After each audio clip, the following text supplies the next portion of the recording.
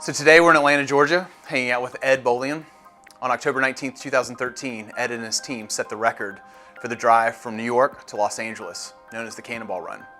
Driving a Mercedes-Benz CL55 AMG, he accomplished this feat in 28 hours, 50 minutes, a record at the time, averaging a speed of 98 miles per hour. Ed is an adrenaline junkie, a car guru, and a watch guy. Today, we're going to get to know Ed a little bit better and hear some really great watch stories. My name is Ed Bolian. I'm from Atlanta, Georgia. In addition to being a car and watch guy, I'm also the Cannonball record holder. In 2013, we drove from New York to Los Angeles in 28 hours and 50 minutes. As a kid, I thought I wanted to be an automotive journalist, and so I did an interview as a high school senior with Brock Yates. And I told him, among other things, that one day I wanted to do the New York to LA drive faster than they had been able to, and he said that it couldn't be done.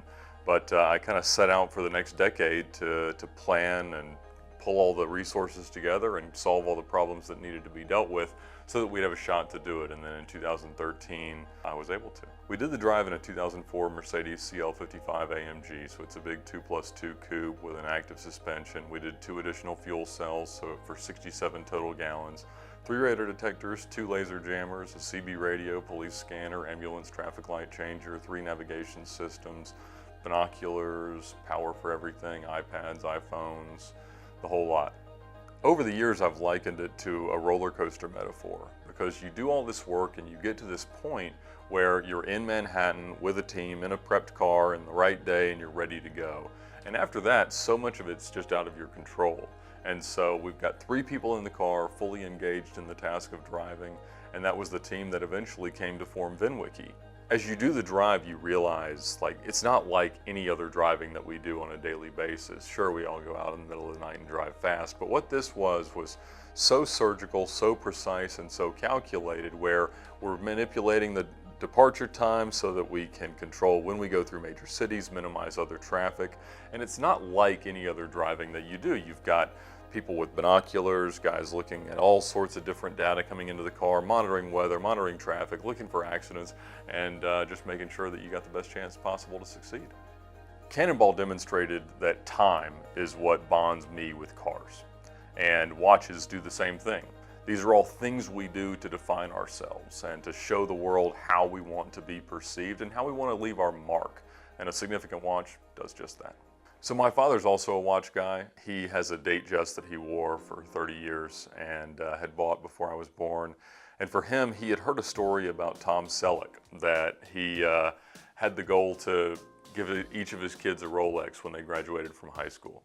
And my dad thought that sounded great, and so it was important for him to be able to do that for my brother and for me.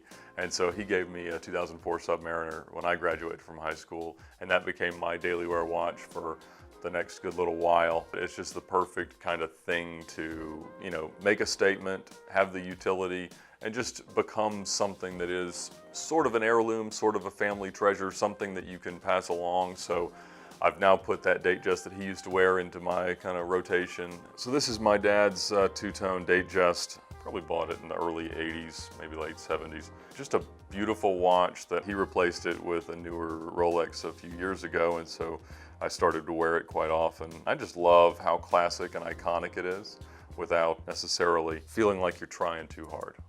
This is the Submariner that my father got me the day that I graduated from high school. Really a cool watch to have. It's been around the world a couple times and banged into a whole lot of different stuff, but it keeps on going. It never goes out of style. It works with just about anything. Before I was in a position to necessarily buy a significant watch for myself, I was wandering through a store down in South Florida and I saw this watch, and I didn't even know what it was. I'd never really heard of Hublot, but I said, goodness gracious, that is beautiful.